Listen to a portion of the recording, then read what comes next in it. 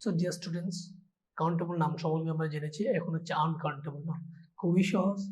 Uncountable noun হচ্ছে ওই সকল নাউন যেগুলোকে গণনা করা যায় না, তাদেরকে আনকাউন্টেবল নাউন বলে। যেমন হচ্ছে ওয়াটার, গণনা করা যায় না। অনেস্টি, গণনা করা যায় না। ইয়ার মানে বাতাস, গণনা করা যায় না। নিউজ কখনো গণনা করা যায় না।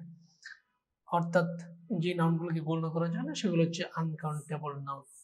সো আজকে এই পর্যন্ত আমরা নাউন সম্পর্কে বিস্তারিত আলোচনা করেছি।